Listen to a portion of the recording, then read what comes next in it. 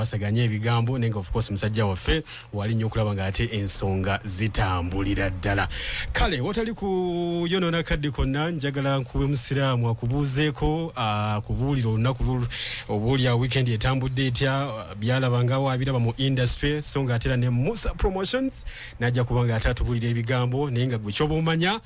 industry etambula kinnawolovu nebye ebigambo bingi nnyo abayimbi bakadonkamu bakabya amaziga baga nti nedda omwana yayinza okubanga atuyisaamu amaaso. Kale ogamba otya musiraamu? Alright, omulungi atugoberera ku mukutu gwa 1.3 Radio 4 ensunsuzi tuba tuze mu the weekend parapase okulabika ntu digesting amawulire agetisse wiki mu kisaawe kya entertainment gwatuwuliriza nofuna kyoteekeddwa funa mu kisaawe kino ekyabya amasanyu naye weekend eno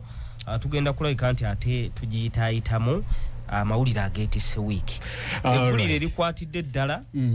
lya Edirisa Musuuza. Okay. N'abayimbi bakadongo kamu. Lwaki Musuuza temumwagala? Teri atayagala Edirisa Musuuza. Wabula ebigambo byo oba oli awo bye bireeta ebibuuzo ku bantu ab'enjawulo. Tulabye nga social media yakutte omuliro ku interview emu gye yabaddeko ne mukulu Sendi yamubuulira Edirisa weyayogeredde ebigambo oba oli awo byavuddeko ebibuuzo ebitagambika. Bwe tuvaawo tugenda kwogerako ne ku mukulu gwe bayita Dinosaur omuyimbi wa TikTok. Dinosaur wegoso yakubya akayimba UCC ke yaweze olwa challenges abantu ze bakoze ku TikTok promoting violence.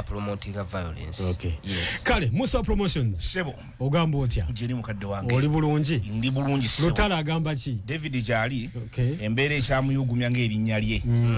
nenga muri mutya baganda bange gye musinzidde no kubanga mu Radio 4 abali mu diaspora n'emikwanya abali South Africa awo bali mu kibuga Johannesburg mugamba mutya agamba atya muganda nge Sadiki ali awo Johannesburg kutumiddeko nnyo nyini ddala nako olwaleero n'emboozi ekwatagana ndongo. Yes bya bufuzi kyamanyi no show ekwatagana music industry yokka. Kale wewe nnyo kubanga ati owuliriza wonna osobola kubanga ati Oza Radio 4 dakika ziri musanvu zokka zizakera kusawa musanvu ezamalaga emisana amanya nze Sula Flexible kulwa Moze Megatron ze ntudde wano mu ntebe nene. Kale musiraamu yes oyina ku bigambo bya Edirisa Musuuza Kenza osoko bituzanyire then tulabike nga tutambuza embeera nga bwe yabadde kubanga gamazima byanyinziza abayimbi bajjajja ffe bingi bajjajja ne bayoza ku munyi so ne bagamba omwana ono omutaaka abya abakadde embavu n'amaanyi agajjawa so katubawe ku bigambo bya Kenzo ebyaleese obuzibu gwatuwuliriza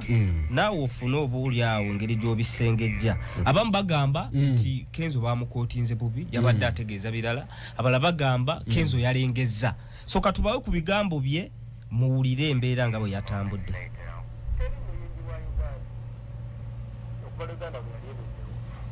nga yakola bulungi nsiddamu mu kamera nga yakola bulungi okusinga abayimbi ab'enkwasa kyangumu tali. Okay. Lindako. Okay. Bosi lokale number 1 nze njagala ondageyo kubanga bino byonna bitukola tubikola kufuna osege njagala ondageyo omuntu tiyayimba naye ayina amakage gagali ku lusozi buli mwagamanyi ng'olwalero njagala otayipingemu Edikenzo's House Bebekuzi Kamiliyoni n'abalala then oteekemu Dani Mugula oteekemu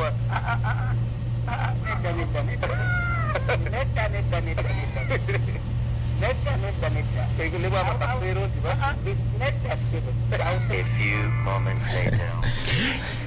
Kale bye bimu ku bigambo bya Edirisa Musuuza Kenzo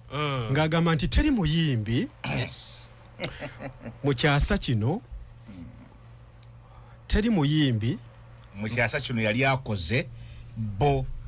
yakoze ab'ekyasa kye-2000 yabadde addayo emabega okuva mu 99 kudda wansi nabo abatandika mu 2000 okutandika ndooza kuba Dr. Jose Chameleone aba Bobby Wine ba Bebe Cool n'okudda waggulu agambye bali abayimbira mu kyasa kiri eky'olukumu olwenda teri kyebali bafunye mu lufutifuti kyebafuna mu music kuba tosobola typinga noga nti eno nyumba ya muzee tokoleza Kenzo nongosereza leka akyogere nga bwakyogedde kuba kati ago oli mukola kyebayita ennongoosereza ku byayogedde Kenzo mu kigambo kyagero gamba teriiyo muntu bayimbi ba mulembe guli na guno okubanga tebalina bebalina amanyi wamugula just bo balowooza nti okuba n'ennyumba wane yakalina ennene nnyo kwe kubeera omugagga Muzeidani Mugula egomba omanyiyo kewuwe ali ku kyalo Kiramba takalye ekyokubiri abasajja beddaabo kino kankibagambe mu music tebajja for business mu music bajja for talent bajja kunyumirwa kyali kitone business etegerekeddwa mu 2000 jojjo wano tulina ofuna ku sente mu musicale ne bakibuuka leeti nnyo ate ekyokubiri bamusuuza bafunye chance nti bonga bo bwe kuba kuyimba okwaddala musuuza afunye mu government so si mu music kale simanyi lwaki ensonga ogidrive nzo gitwala eyo naye ensonga za Edilisa Musuuza ze yayogedde maybe abantu amubayinza okuba bamufunye bubi naye ate n'engeri gye yakyogeddemu yabadde esomooza okugeza Edikenza zayogera ebintu bingi oba oli awo ebimuleetera okumuloozesa mu bantu nti oba yabadde teyeetegese tujjukira bulungi emyaka 2 egiyise yaddamu n'akola statement we yali azzeemu oluyimba lw'omugenzi Philip Bongo Lutaaya kati bamuteekako ennyaka zito n'agamba n'omugenzi namuyambye buyambi ali mu kutrendinga so mu nkola bwetyo simanyi oba Edikenza akikola kagenderere okwogera ebigambo bwe bityo mu kwagala okusoomooza n'okuba nti akakkanya abantu bagamaza natufu gali nti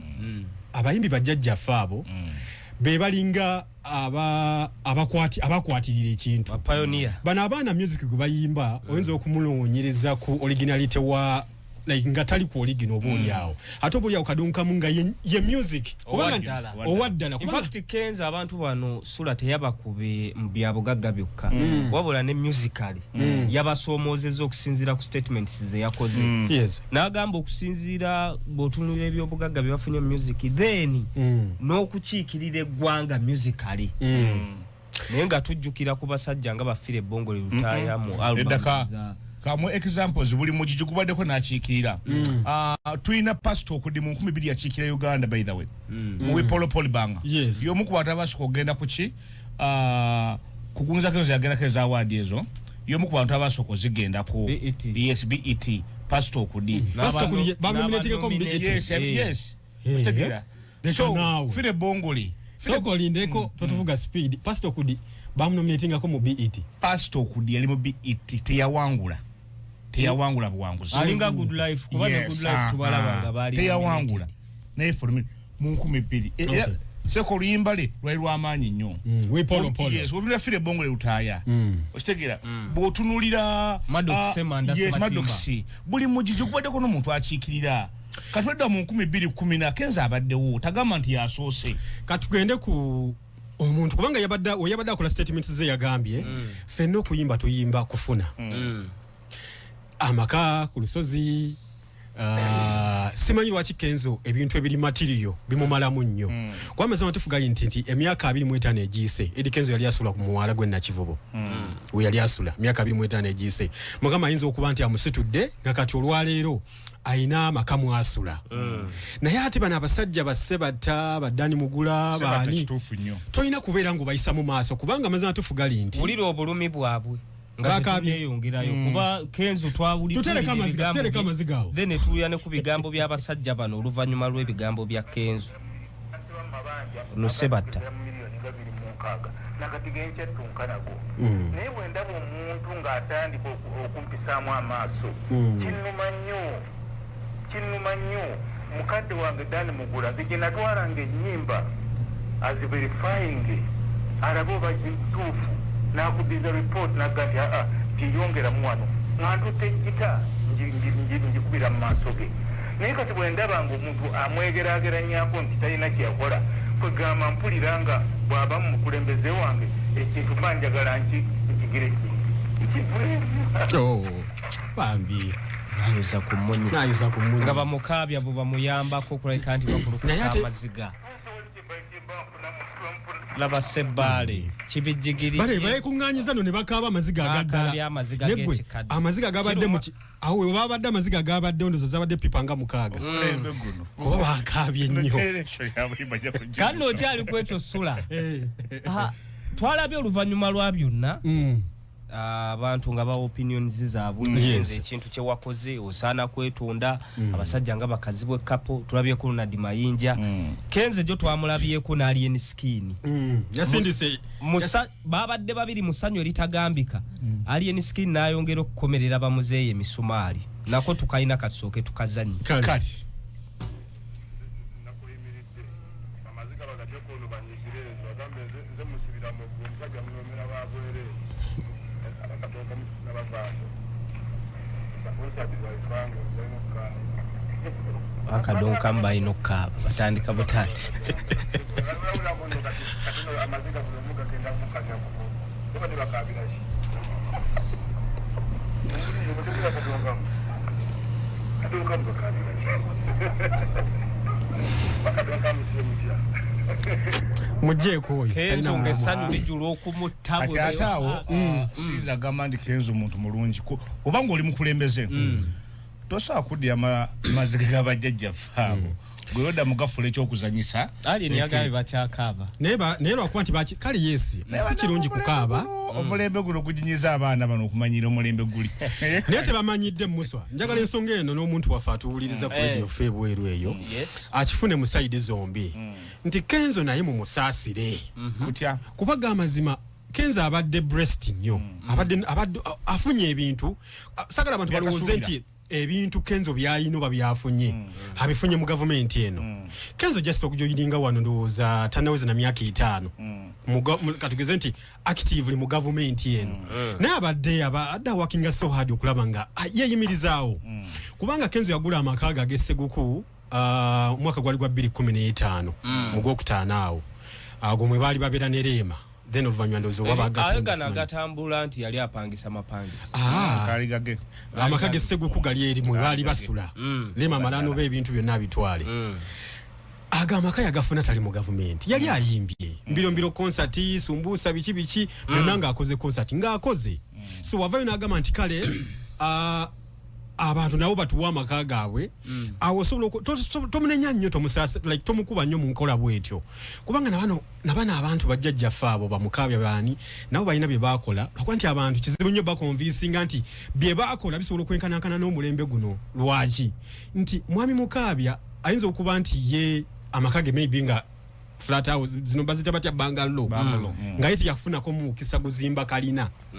nate sokola abe bangalo gye yazimba mu 10 yali eyimiridde etya mu kiseera ekyo yali eyimiridde etya so Eddie Kenzo ali mu amalo mangi ekyo tujja kukibuusa amalo n'amalala amalala go tuyinza okugaleka naye amalo mangi lwaki amalo gajja nti olumu afunye ebintu bingi nga tabisuubira okitegeera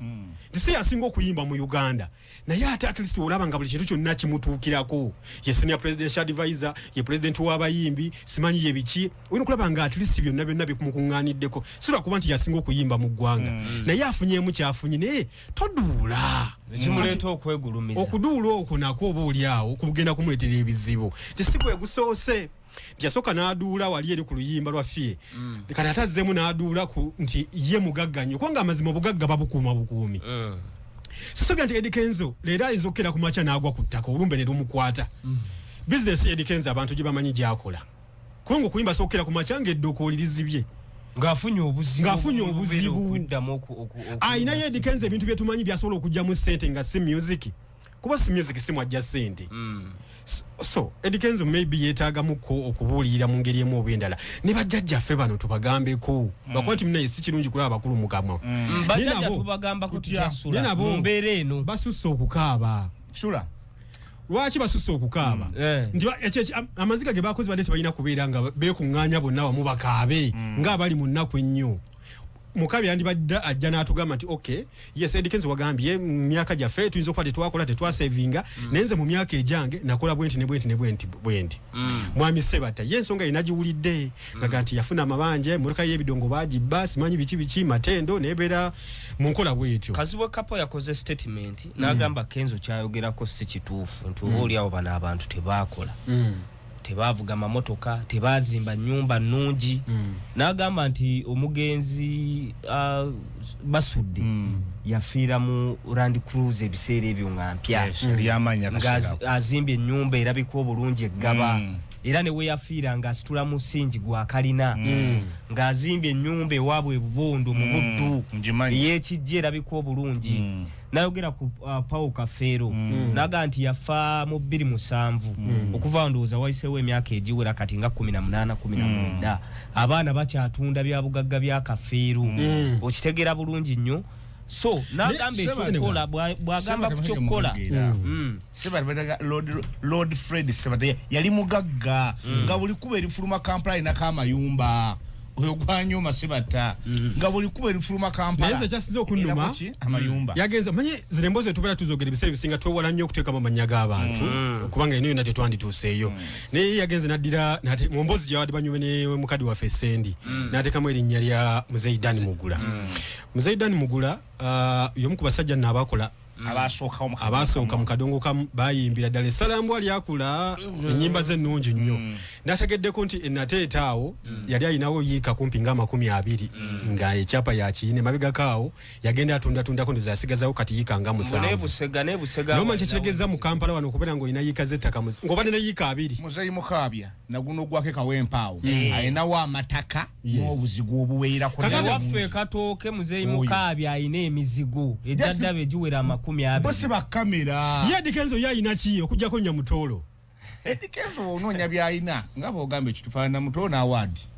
n'awadi mu nnyumba zo nnyingi awadi alina awadi mulimu ssente akafunye mu gavumenti akafunye bayimbi bafunye kale katukole muko bwe katono nnyo tugenda kumo tubeere nga tuchattanya ensonga zino eddakiika ziri 2 zokka zakale ku 7 tuli mu weekend palapase amanya nze Sula Flexible musiramu wali ne Muswa Promotions eguse era nga tusiza ku ddakiika ziri 28 zokka zizakira ku 7 ezamulaga ebyemisana tuli mu program weekend palapase amanya nze Sula Flexible tubeerawo nnyo nawe kulaba nga ate twogera ku nsonga za entertainment nga we zatambudde kale tugenda kubeera nga ate tukuwulizaako mukwano gwaffe gwatuwuliriza ku noti 7 no eri 073 072 103 ojja kubanga ate oyitaawo oba 03 93 otubuulire ebigambo bya Idrisa Musoza Kenzo okulaba abakulu mu kamwa nti tebalina kye baakolera bannaku bazibu ensonga enfunzi kale ogenda kuyitaawo mukwano gwaffe ate tuwulire gwe ku kirowoozo kyo omwana ayonka mwana yasoosa otteesa Webale kuweereza ssebo. Webale okuwuliriza ssebo. Ewampita mutesiri nansana. Ssebo. Naye wakiteeza abazeeyi abo tuyandi bajjolonge kubanga otunuulira emisaala zaabwe zaali zisomesa sirira bayo olumba basinze bagenda kukuba myaka 3 okuva kati. Bolingo taliwo myaka 3 ate mbirombiro wo bolingo yaggwako dda tekyali abiyimba ayesumbuusa abasajja baakubanga ennyimba paka kati nga ze zikyatutambuza n'abaana abato bazaazi naye kati bebiyimba byabe bakuba ebyombirombiro teryabimanyi byaggwako dda kati kale katufuna omulala 0393 oba oyitaawo tuwulire ekirowoozo kyo hello sebo webala okuwuliriza esebo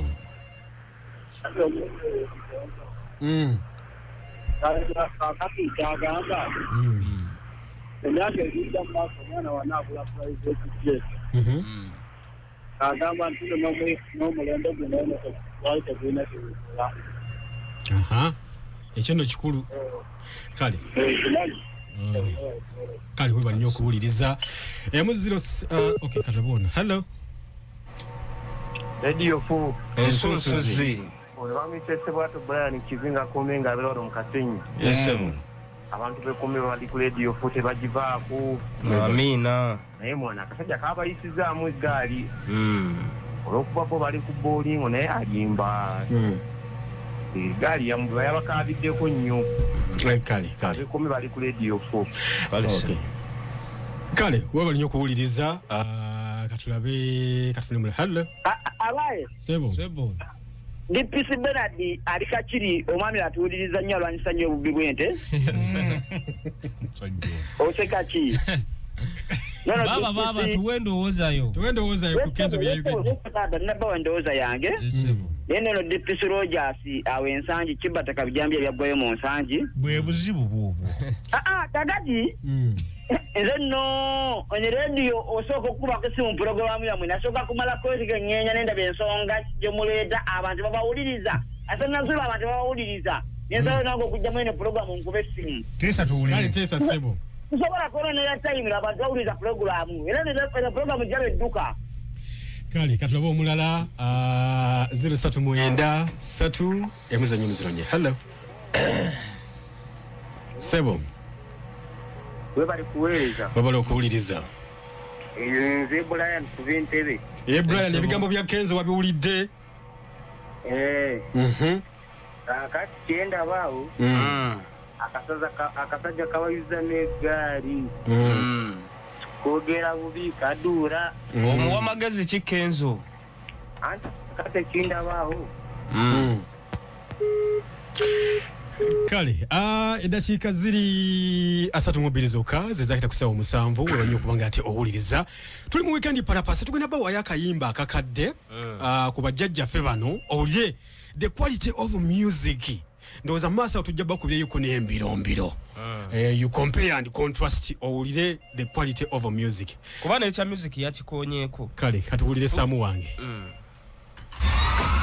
Wanga ate owuliriza edakika ziri 3 zokka zezakite kusawa 7 tukyatambulira paka saa zigenda 28 ezamulaga by'emisana program weekend parapase yenza sula flexible musiramu wali ne muswa muwulidde akayimba ka Lord Fred Sebata dole y'omwana ne zigido musolimbo lwalufumye omwaka ki dole y'omwana 12 yes original composition 7 lwe lwimba lwe yasukako ne mukyala we n'okuyimba olwo yali hit original composition 12 naye awulira the quality of sound kuomuzza ku zigido wa musiramu kampulira ebyo bye mwogera ku zigido ne dole y'omwana of course comparison windi nze nabe nagamba nga onjuzi nti abasajja abo bayimbiranga abantu for example Lord Fred Sebata babanga ne message enekusifa nnyo mu music omwo ng'ogyeko sound gwe gobawulira sakune bidongo batika ng'obaka nga babuleeta eri abantu nga kiri gy'oli gwawulirize nnyo okutegeera message eyo saate ku mulembe gw'abamusuuza bo si bubaka bo beetikanga endongo ne bagikusimba mu maaso gwe zino otuuyanodde waka weeba bweyogera ku luyimba olwo olwa dole y'omwana mu kaseera kano ennyimba ze tuyinawo ezigwamu eyo kaliba nga newankubadde buli bwali bubaka bwe twetaaga okusengejja ne tufuna ekituufu kyekyalimu kati wano tuyina nkudi tuyina ebisododo abaana babikubawo nga webiri simanyi nkube peva abasajja abasinga okwetanga ebigambo ng'ebyo yali muzeyi Lord Fred Sebatoyi era abantu bangi mu myaka 10 myaka 2 tebategeeranga nsonga ze naye nga ye musajja asobola okunyula ensonga z'omu kisenge ng'azisabise bwana abasinga balutegeera bamaze okkoona emyaka 2 mu oluyimbo dole y'omwana like tuwogera ku si dole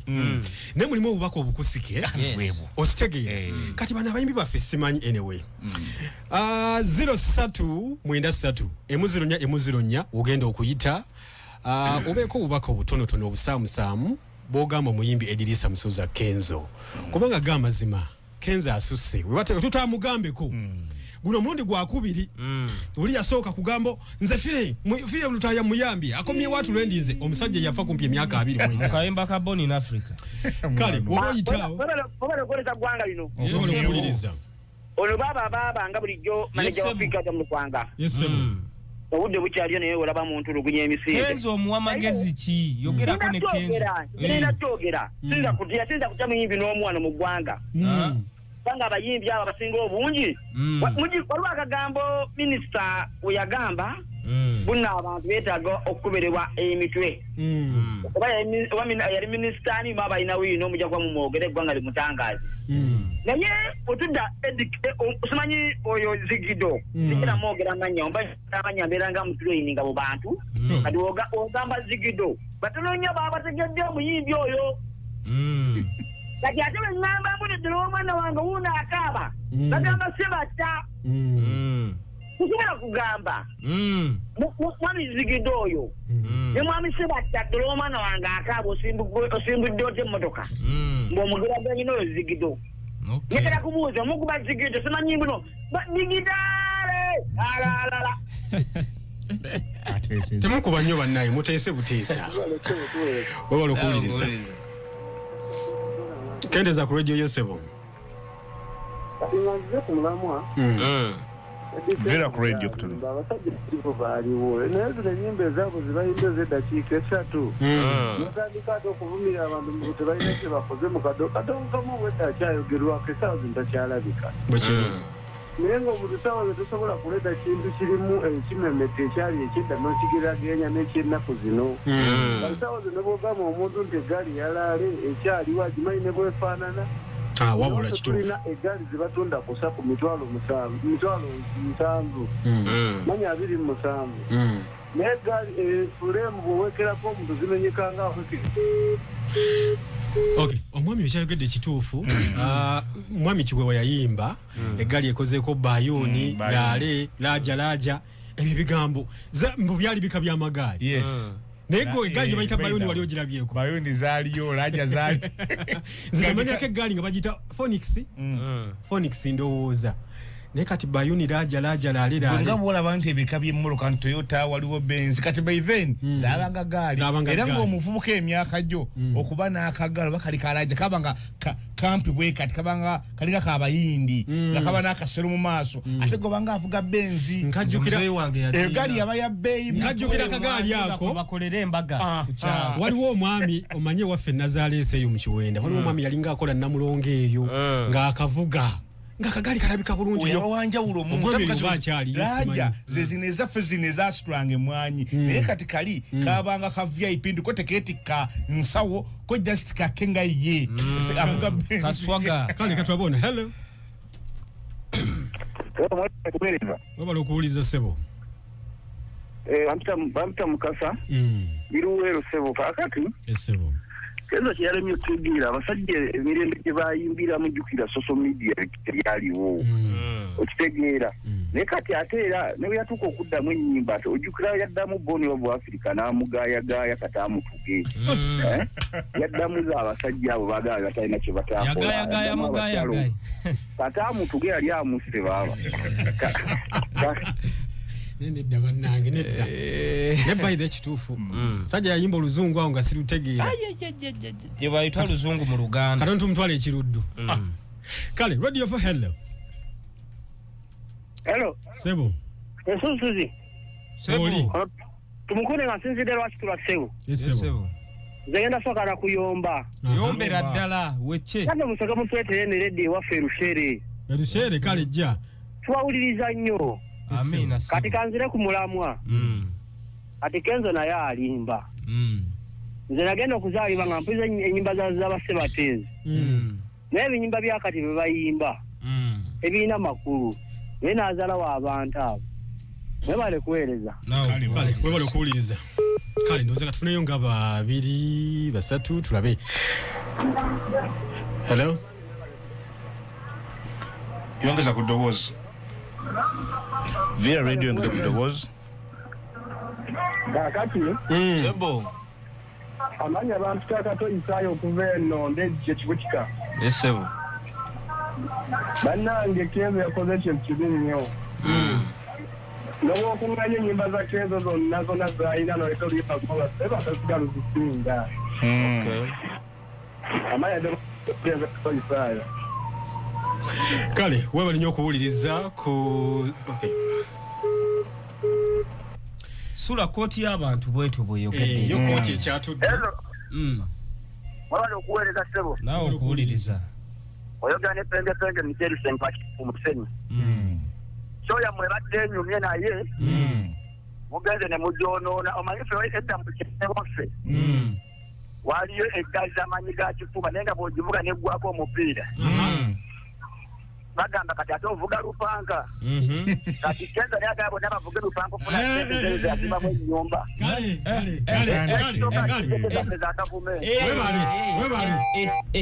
bantu nga bakuba mwana badalaga we muswa Kenzo muwabule nga mu abasajja abaddewo Kenzo muganda wange kankwe buno bubaka ekintu kyolina mukama blessinze nti guno omulembe gubadde gwo oyagaddwa omulembe gwo ogwabavubuka sibona nti bakwagadde naye omulembe gwo gukwagadde sakune government wakati nekwagala so sandi agadde nnyo abakozesa bakozesa ensobi kuba nkimanyi olumu ebyo si bigambo byo naye oli mutume butume okuba ng'ovoola that generations ezibaddewo manyi nawe waliwo abagenda okujja ku mulembe oguddako mu maaso nawe ojja kuba tokyalina makulu gye bali watya abagenda okujja mu 2023 nga bavoola Kenzo oliwulira otya woliba okyawanga akaseera ako ate kali bakalamu koso muganda nge musuuza nsaba kintu kimu weetereza abasajja abo teboogerwako abasajja abo baba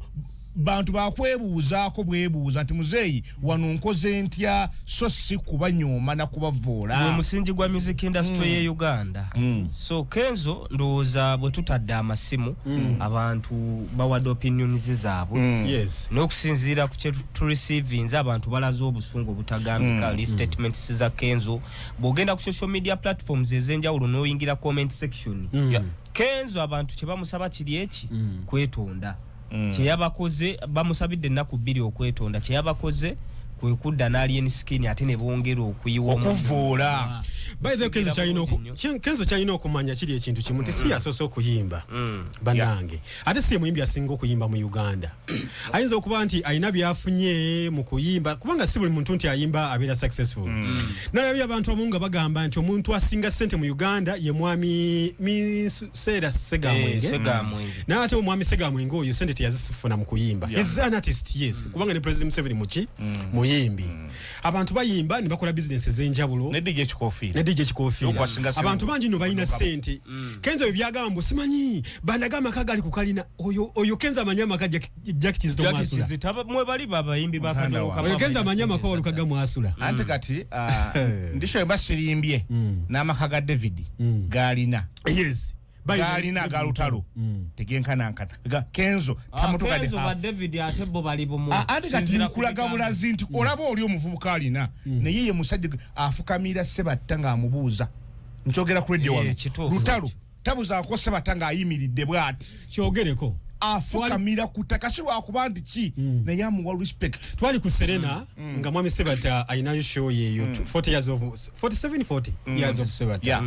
mwami Lutalo najja n'ayimba akayimba ka Sebatta mpawo atalemererwa n'ayima abantu tulowooza nti sente abantu zibamufuye ku stage agenda ziteeka mu nsawo Lutalo azitwale yafukamira bulungi nnyo nazo mwami ate n'amugamba jukira we twali mu COVID Lutalo yalina ebintu bingi byakolera mwami Sebatta bingi nnyo mere bichibana bichi bimusagala kubyogera wano kati mwami Sebatta abatandika okubyogerako banange Lutalo we banyombe wankolera mu COVID namugamba birekito byogera nesenga kyali nti Kenzo yali abimukoledde singane TV twalika wamu ku interview nga tuli mwami Sebatta oyo ngene kula ka message kazze ku muntu gwe nali naye ngamugamba mwami Sebatta yogera ku nze namujje Masaka ngobulamu buganye ngafo singa present omu Kenzo muweleza message akyogere nti mwami Sebatta obulamu bwali buganye Kenzo mbuye yamujje Masaka amukomyewo ningamba ye olaba Lutalo yayimba oluyimba lwe ne bamufuwa ne sente kati kanchi bagambe kiri muzeyi Sebatta bankowe Masaka sije bamuzaala tabeeranga yoko bayimbi betwina abekiboga wekiboga tabanko era mudagamba ndi Sebatta we Masaka tabanko we Masaka yazimbako ku Masaka lo yali ategeeza Kyengera that is Masaka lo ya inaiba waffe Kyengera ogwali amakage kale ebirungi biggwa byokya eddakiika ebula 8 zokka tugenda balekera yakai manyi twagadde nnyo okuba ku nnyimba zino enkadde nga tetunnamaliriza nsooke twogere ku story eya Okwepeva yes tulabe music ow'enjawulo abaana ennaku zino gwe bata naye oluyimba tetugenda ddukuba oluyimba lwo tetugenda ddukuba baluganye okitegeera bulungi nnyo bata ennyimba ez'enjawulo UCC nga tereactinga oba oli awo ne ku mulundi guno okusinzira ku bubaka obwabadde mu luyimba n'ebibadde bitambula mu ggwanga ffe waffe ye Kawempe obubbi bungi twasooka ku jjinja lya minzaani otuvudde ku jjinja lya minzaani ne tudda ku peva abantu bangi abaluzinze obulamu bantu bangi nnyo nga kati bali mu malwaliro bakyapooca katumana wabbo oluyimbo mulimu n'ennyimba ezimu n'engamba ba UCC yalwawo muteme ensingo kisododo simanyi nkudi simanyi danger simanyi mu tulaga ne bonkanga ne bontiisa ne bwe bajjula emmere z'abantu ku mizigo UCC yaffe injirenya ku bintu bingi ng'ojjeko ennyimba eziricorded naye ninya ne ku nnyimba zino ezoogerwa obwogerwa toli agenda ku platform ye nayogera ekigambo ekyakula ne kiyitawo ate ng'oli alabwanya abantu bangi kyo just ng'ojje ku kino ekyennyimba okuba nti sinnungi mugende ku social media kuno emitimbagano gy'abantu aboogera ebigambo ebinene basengejje ku bigambo ebyo ate newe ekigambo ekyakula omwana akiraba so ndisikiwagira ku side yange kale edakika ebula 7 mu bigambo ebisembayo tugenda balekera akayimba ka David Lutalo akakadde kubanga twagadde nnyo ku the test of sound music waffe ndikati omwana oyo David ekimufudde okubeera owenkezo kanki bagambe kubanga yeegombanya abasajja bali yensonga addira message eri enkadde n'agiza mu bivuga bino ebiriwo ne mufuna ne mutambuza quality eri enkadde n'empya oluyimbanga wadde tugenda owuliriza nga mulo obubaka enkadde so nakuwa ekirunga kiri so perfect kale musiramu nga tumaliriza nga tumaliriza ku mulamwa guno gwe tusembyeyo nago oba oli awo muso akonye ku kya David Lutalo nawe tutambulidde mu bugazi ndowooza abayimbi kye balina okutambulirako zempisa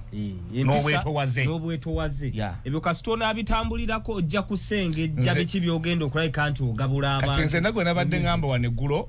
ku kya mukadde waffe Minisita Balamu ne muga tubadde mu bidongo eri nga tuli mu levels ezimu kubanga tuli ba promoter naye mukabwe ya promoting nga nafuka Minisita naye mbako ne step emu wenzira naye kato esawa zino ze Minisita toko isaka kwano kubanga badde chaliwo nyo mubonga atoko eso omukiso okumuvuula ovuluge omanya woli nokoma kale wewale nnyo okubeera nga ate obadde muwuliza mulungi nnyo weekend parapase tasobola kusukkawo wano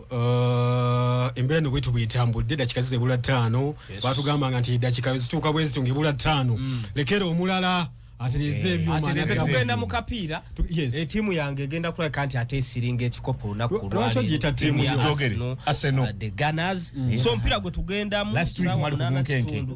ne katujja kulabika nti ate tusiringa musigaleeko ebirungi bikyajja ku radio kale bwetyo